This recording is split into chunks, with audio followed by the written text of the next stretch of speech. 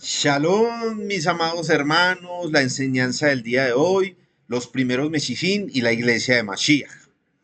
Muchas palabras clave del ámbito religioso, como cristianos o iglesia, han sido comprendidos de forma superficial o incluso tergiversadas con el tiempo.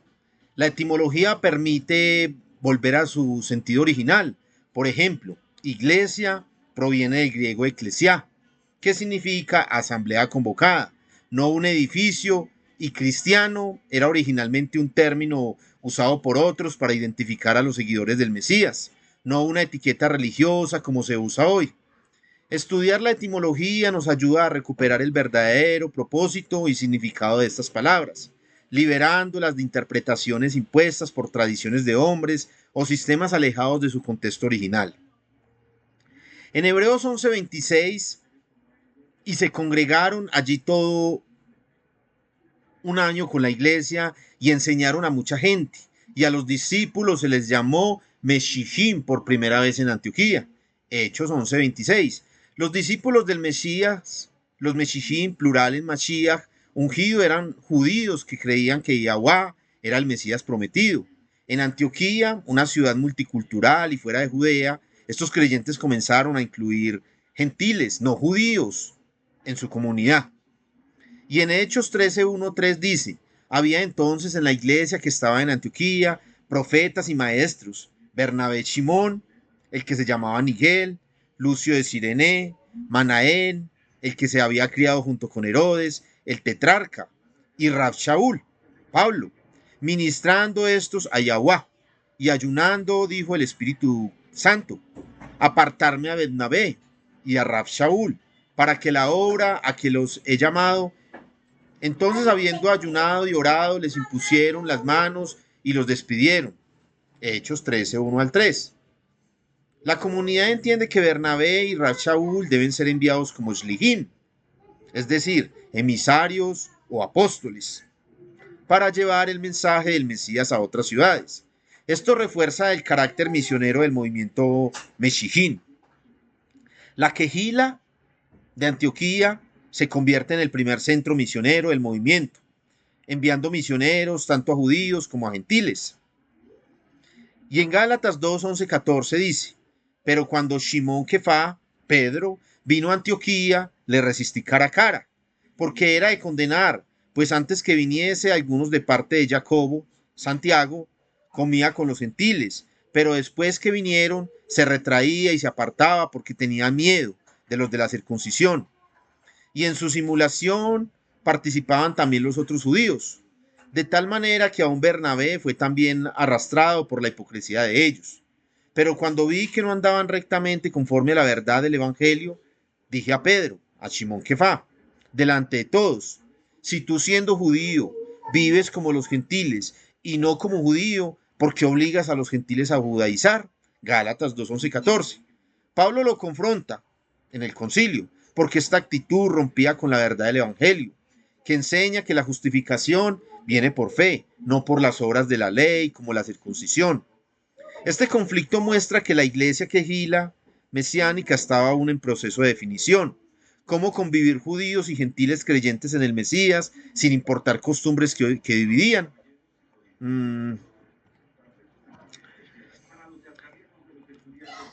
Muchas palabras fundamentales en la fe, como Mashá, Moshe, Mashiach y Meshijim, tienen raíces hebreas profundas, que expresan ideas claves como rescatar, legislar o ungir.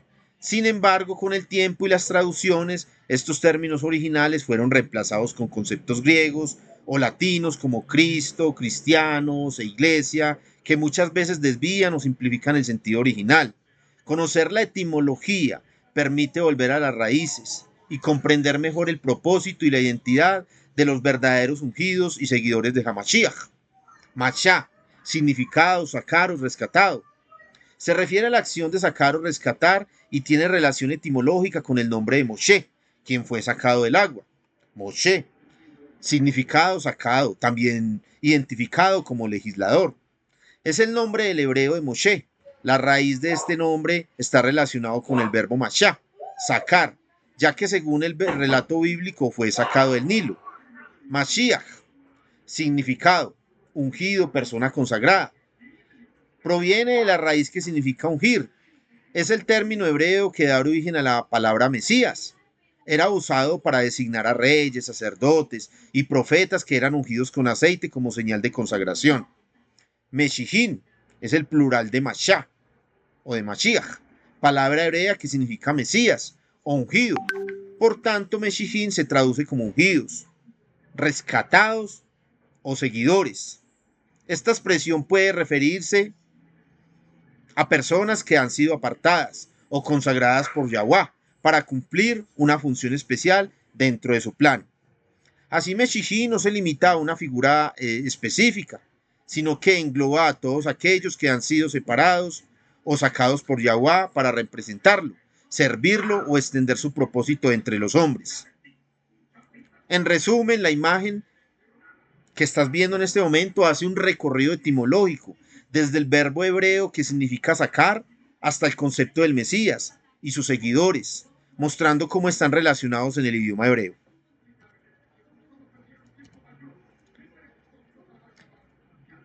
El Elohim que hizo el mundo y todas las cosas que en él hay, siendo amo del cielo y de la tierra, no vive en templos hechos por manos humanas. Hechos 17:24. Este versículo nos recuerda que el verdadero Elohim, el creador del universo, no está limitado a edificios ni estructuras hechas por el ser humano. Su presencia no depende de templos físicos porque él trasciende lo material.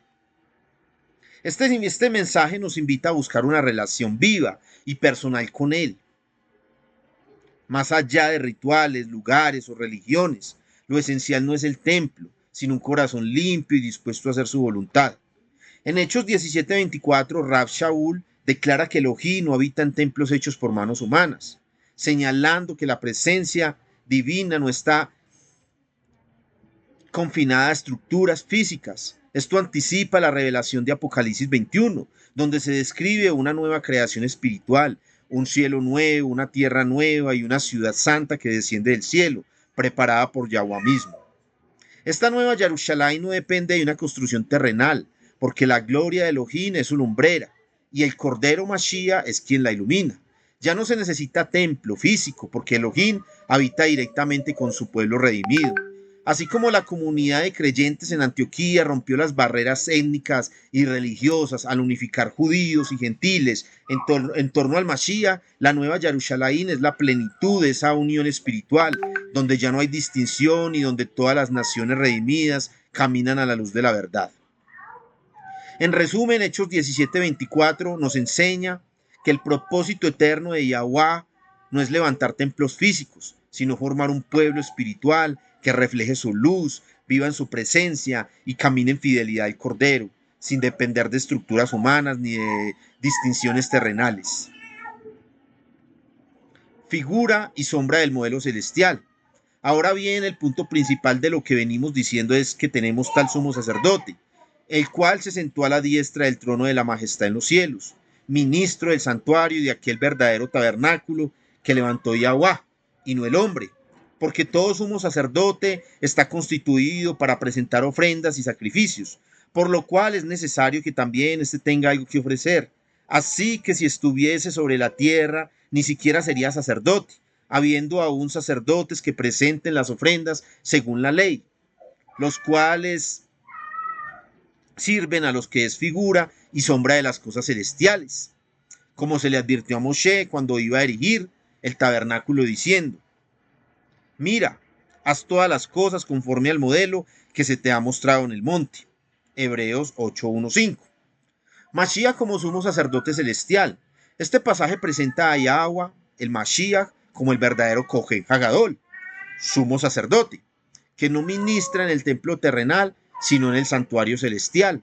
A diferencia de los sacerdotes levíticos que servían en un tabernáculo hecho por manos humanas, Mashiach ministra en el verdadero tabernáculo levantado por Yahweh. Los Meshijín reconocen que la obra de Hamashiach trasciende el sistema levítico y se ancla a un servicio sacerdotal celestial, conforme al orden de Melquisedec, en Hebreos 7. La iglesia quejila no es un templo físico, sino un cuerpo espiritual. Así como el tabernáculo terrenal era sombra del celestial, también la iglesia, la quejila, no depende de estructuras físicas. La comunidad de creyentes, judíos y gentiles es un templo vivo, en conexión directa con el trono celestial, donde ministra Hamashiach. Desde Antioquía hasta Apocalipsis 21, la comunidad de redimidos vive bajo un sacerdocio superior, no ligado al templo de Jerusalén, sino al Mashiach glorificado. Todo el culto levítico era figura, en Hebreos tupos. El autor de Hebreos explica que todo el sistema mosaico, sacrificios, templos, sacerdotes, era un tipo o sombra, en Hebreos cel, de las realidades celestiales. El objetivo no era perpetuar esos rituales, sino apuntar proféticamente hacia una realidad superior en el cielo, la intercesión eterna del Mesías. Esto refuerza la idea de que los Meshijín, aunque respetan la Torá y su valor profético, no están sujetos al sistema levítico, sino a la plenitud revelada en el cielo por el Mashiach.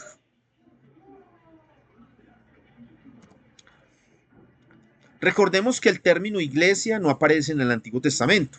La imagen presentada es una explicación sobre el origen y significado bíblico del concepto de iglesia, acompañado de una representación artística de la Nueva Jerusalén, una figura simbólica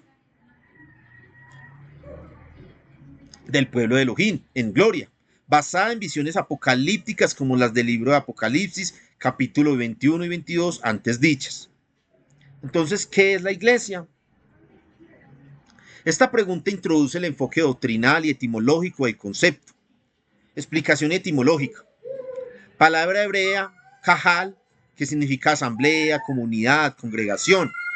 En el Congreso del Antiguo Testamento, en el contexto, del Antiguo Testamento, kahal se refiere al pueblo reunido, especialmente cuando se congregaban para escuchar la palabra de Elohim o realizar actos de adoración.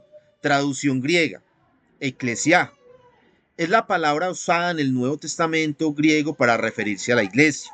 Literalmente significa los llamados fuera, de ek, fuera, y klesis, llamado, es decir, aquellos que han sido convocados o apartados para un propósito espiritual. La imagen de un edificio resplandeciente y celestial sobre las nubes simboliza la iglesia glorificada, la Nueva Jerusalén, una representación profética del pueblo santo reunido en comunión con Yahweh, según Apocalipsis 21. No se refiere a un templo físico, sino a la comunidad de creyentes redimidos. La imagen enseña que la iglesia no es un edificio físico, sino una asamblea espiritual de personas llamadas por Yahweh, tanto en el Antiguo como en el Nuevo Testamento. El concepto tiene continuidad desde el hebreo kahal hasta el griego eclesia, mostrando la unicidad del pueblo de Yahweh a través del tiempo.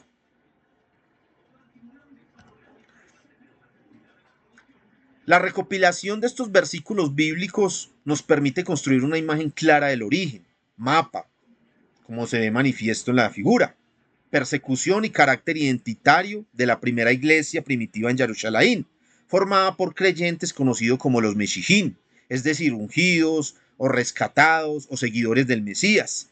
Aquí te explico todo eso, cómo se conecta. En Mateo 2:23 nos dice las escrituras, y vino y habitó en la ciudad que se llamaba Nazaret, para que se cumpliese lo que fue dicho por los profetas, que habría de ser llamado Nazareno. Mateo 2:23. Esta comunidad no era una religión aparte, sino una asamblea dentro del judaísmo que reconocía el cumplimiento profético de Hamashiach. Esta comunidad fue la primera iglesia primitiva o eclesia mencionada en el Nuevo Testamento y surgió en Jerusalén. Hamashiach creció en Nazaret, lo cual llevó a que sus seguidores fueran conocidos como los nazarenos o los nazarenos.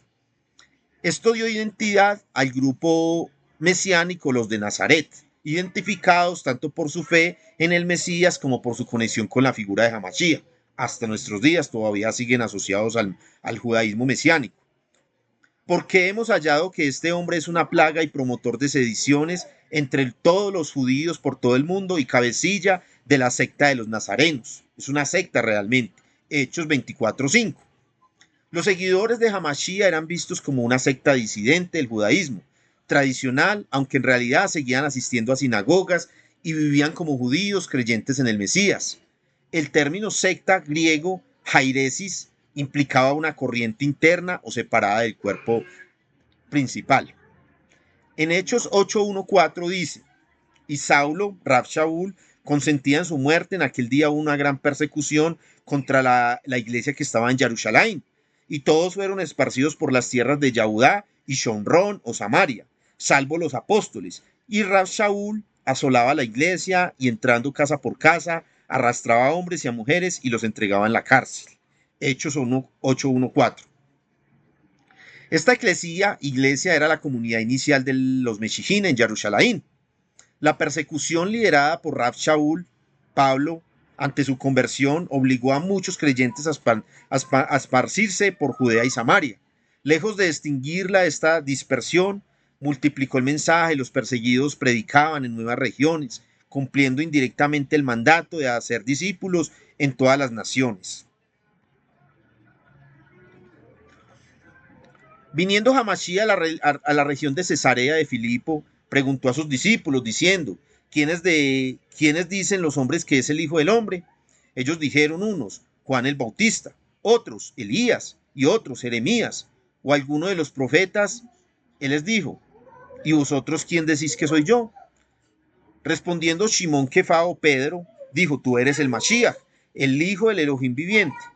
Entonces le respondió Hamashiach: bienaventurado eres, Simón, hijo de Jonás, porque no te lo reveló carne ni sangre, sino mi Padre que está en los cielos. Y yo también te digo que tú eres Simón Kefá, Pedro, y sobre esta roca edificaré mi iglesia, y las puertas del Hades no prevalecerán contra ella. Y a ti te daré las llaves del reino de los cielos, y todo lo que atares en la tierra será atado en los cielos, y todo lo que desatares en la tierra será desatado en los cielos. Entonces mandó a sus discípulos que a nadie dijesen que él era Yahuwah el Hamashiach. Mateo 16, 13, 19. En Mateo 16, Hamashiach lleva a sus discípulos a Cesarea de Filipo, región de Galilea, cerca al monte más elevado de Israel, Sión, llamado Hermón, hasta nuestros días, un lugar lleno de templos paganos. Allí les hace una pregunta crucial: ¿quién decís que soy yo? Simón Kefá responde: Pedro, con una revelación espiritual: tú eres el Hamashiach, el Hijo del Elohim viviente. El maestro confirma que esa verdad no proviene del razonamiento humano, sino que fue revelado por el Padre Yahuwah. La roca no es Pedro en sí, sino la revelación de Hamashiach mismo como Hijo del Elohim viviente. Esa verdad es el fundamento espiritual sobre el que se construye la Kehila, la comunidad redimida de los creyentes. La palabra griega usada es eclesiá, que traduce la idea hebrea de Kahal, Kehila, una asamblea convocada por Elohim. Esta comunidad no es una institución religiosa, sino un cuerpo vivo formado por quienes reconocen al Mashiach resucitado. Las puertas del Hades representan la muerte, y las fuerzas del mal, Hamashiach declara que no prevalecerán contra su Kehila, porque está edificada sobre la verdad revelada del cielo, sobre las estructuras y no sobre las estructuras humanas. Las llaves del reino representan autoridad espiritual para abrir y cerrar, atar y desatarla en alineación con el cielo, algo que los primeros Meshishín ejercieron al guiar comunidades conforme al Ruach HaKodesh, Espíritu Santo. Conclusión: Yahuwah HaMashiach no fundó una religión nueva, sino una comunidad espiritual basada en la revelación del Mesías, donde judíos y gentiles creyentes forman un solo cuerpo, un pueblo, la Kehila de los redimidos guiados desde el cielo con el poder para resistir la oscuridad. Falsos testigos, falsos jueces, el escándalo del Sanedrín hasta nuestros días. Jueces y oficiales pondrás en tus ciudades y juzgarán al pueblo con justo juicio. No tuerzas el derecho. No hagas acepción de personas. La justicia, solo la justicia seguirás para que vivas y heredes la tierra. Deuteronomio 16, 18, 20. En Deuteronomio 17, 8, 9 dice: cuando alguna cosa te fuere difícil en el juicio, entre una clase de juicio y otra, entre una clase de derecho legal y otra, entre una clase de herida y otra, en negocios de litigio en tus ciudades, entonces te levantarás y recurrirás al lugar que Yahuwah tu Elohim escogiere, y vendrás a los sacerdotes levitas y al juez que hubiere en aquellos días, y preguntarás, y ellos te enseñarán la sentencia del juicio. Y en Números 11, 16, 17 dice: Entonces Yahweh dijo a Moshe: reúneme 70 varones de los ancianos de Israel, y yo descenderé y hablaré allí contigo, y tomaré del espíritu que está en ellos y lo pondré en ellos. Entonces, este versículo también nos llama mucho la atención. Escoge tú entre todo el pueblo varones de virtud, temerosos de Yahweh, hombres de verdad, que aborrezcan la avaricia, y ponlos sobre el pueblo por jefes de millares, de centenas, de 50 y de 10, para que juzguen al pueblo en todo tiempo. Este versículo muestra el consejo de Yitro, suegro de Moshe. Le da para organizar el liderazgo del pueblo de Israel. Le sugiere escoger hombres justos y temerosos de Elohim para que se encarguen de juzgar al pueblo en diferentes niveles de autoridad según la magnitud de los casos. Los casos fáciles, los líderes de grupos pequeños de 10 o 50 juzgaban los asuntos menores, cotidianos, no necesitaban la intervención de Moisés. Los casos difíciles, solo los casos más complejos o de mayor gravedad, llegaban a Moshe, el líder principal. Y los casos de pleitos, como lo dice en Ezequiel 44, 15, 24, eran atendidos por los hijos de Sadoc, sacerdotes fieles que discernían entre lo santo y lo profano. De este modo se estableció un sistema justo, eficiente y espiritual, adaptado a la complejidad de cada caso. Moisés, guiado por el consejo de Yitro, estableció una estructura de justicia, basada en líderes justos, lo que con el tiempo dio origen a sistemas como el Sanedrín, o el Tribunal Supremo de Israel, la Knesset. Sin embargo, siglos después, ese mismo sistema se corrompió hasta nuestros días. Cuando apareció el Mesías prometido, muchos líderes del Sanedrín aún lo siguen rechazando. En vez de juzgar con justicia, buscan falsos testigos para condenarlo injustamente y entregarlo a muerte. Y en Mateo 26, 59, 60 dice: y los principales sacerdotes y los ancianos y todo el concilio Sanedrín buscaban falso testimonio contra Hamashiach para entregarlo a muerte. Bueno, ¿realmente qué era el Sanedrín? El Sanedrín era el máximo tribunal religioso y político judío en tiempos del Segundo Templo. Estaba compuesto por 70 miembros, incluyendo los sumos sacerdotes, que eran los Kohanim, los escribas, que eran los Soferim, y los ancianos, que eran los Sekenim. Este consejo tenía autoridad sobre asuntos religiosos, civiles y judiciales del pueblo judío bajo el dominio romano. ¿Hicieron lo bueno o lo malo al juzgar al Mesías? Claro que hicieron lo malo, buscaron falso testimonio. En Mateo 26:59 dice claramente que buscaban falso testimonio, lo cual es una violación directa a la Torá, como está escrito en Éxodo 20:16. Había manipulación religiosa y política. Sabían que no tenían autoridad para ejecutar a alguien, así que sí, que manipularon a Pilato para que lo hiciera él mismo, acusándolo de sedición, aunque internamente lo juzgaron por blasfemia. Rechazaron al justo. El Sanedrín, encargado de guardar la justicia y la verdad del Eterno, condenó al justo, sin pecado, al Mesías prometido.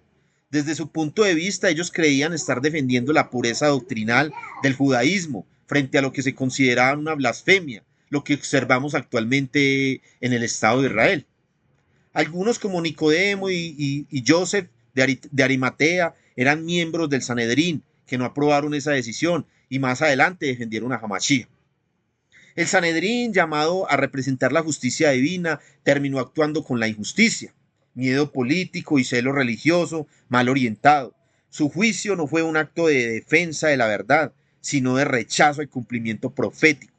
Así no hicieron lo bueno, sino que participaron activamente en la condena del Mesías. Esto nos invita hoy a examinar, hermanos, cómo respondemos a la verdad y a la presencia del Mesías en nuestras propias vidas. ¿Lo recibimos con humildad o lo rechazamos por intereses personales o religiosos? La principal piedra del ángulo y la asamblea eterna. La principal piedra angular significa el elemento clave y fundamental sobre el cual se construye o sostiene todo lo demás, ya sea una edificación, una organización o una fe. La principal piedra angular es un concepto con un profundo significado, tanto en la arquitectura como en la espiritualidad.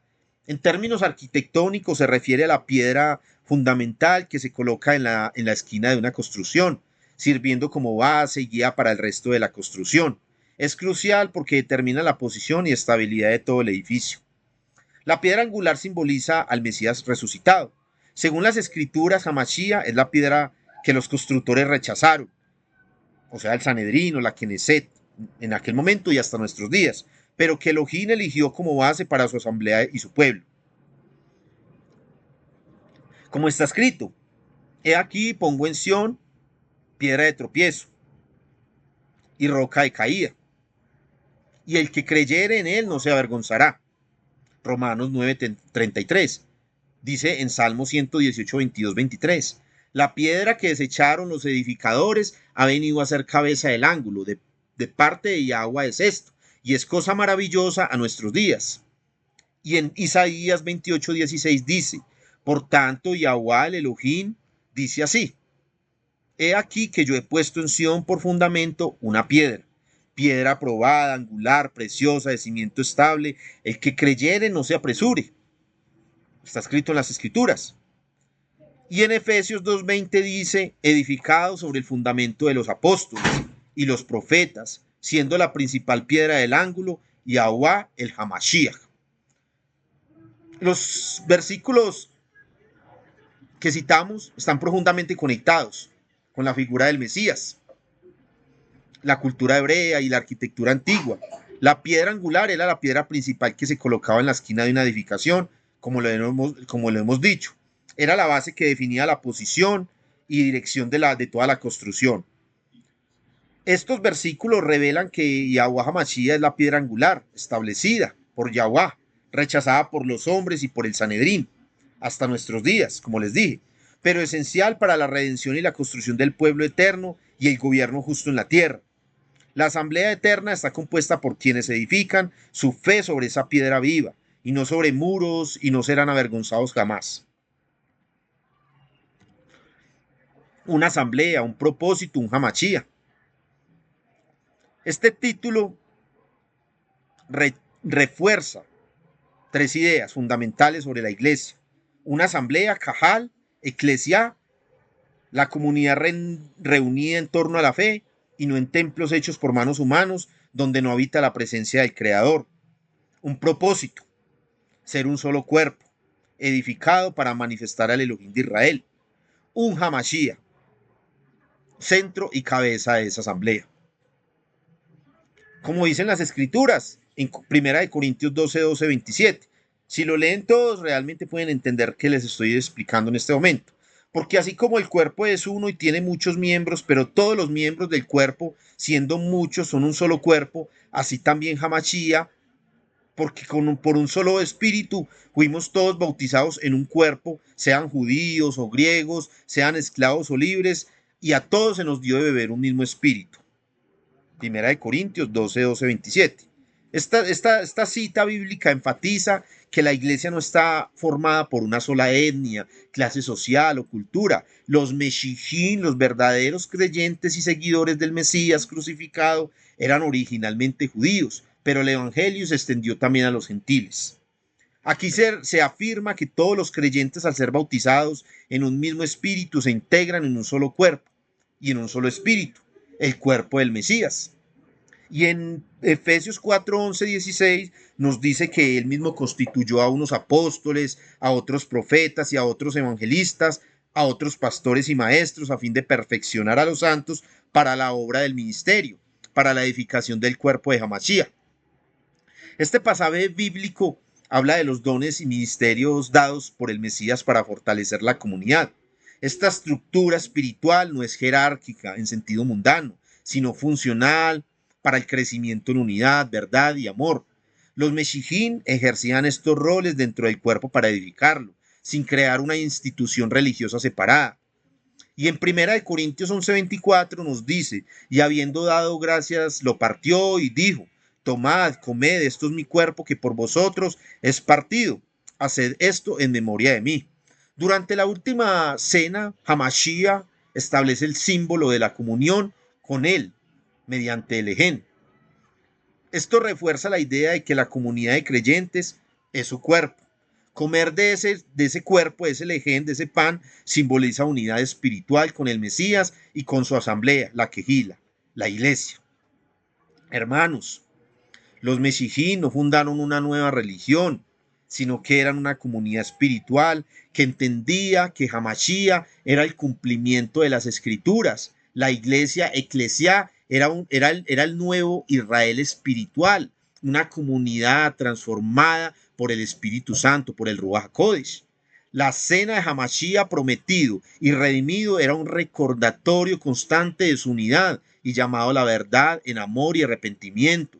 La mesa del Mesías es símbolo de justicia, igualdad y misericordia. En ella, hermanos, no hubo favoritismos ni acepción de personas. Todos fueron invitados, incluidos los débiles, y hasta el traidor podía participar de la Santa Cena. Este acto enseña que la verdadera justicia no discrimina, escucha a todos y actúa con amor, verdad y justicia, sin corrupción ni intereses personales. La imagen y los textos muestran que la iglesia primitiva era una asamblea universal, sin distinción de raza o estatus. Tenía un solo propósito: manifestar el carácter de Hamashiach, lento para la ira, grande en misericordia y bondad. Era guiada por el Espíritu Kadosh, no por estructuras humanas o por templos humanos. Era el cuerpo vivo de Hamashiach y los Meshichim, sus seguidores, sus discípulos, sus rescatados. Eran sus miembros activos y consagrados al servicio de las buenas nuevas, para compartir a todo aquel que cree y recibe el premio de la salvación. Que Yahuwah les bendiga enormemente, hermanos. Shalom Lekulán. Amén.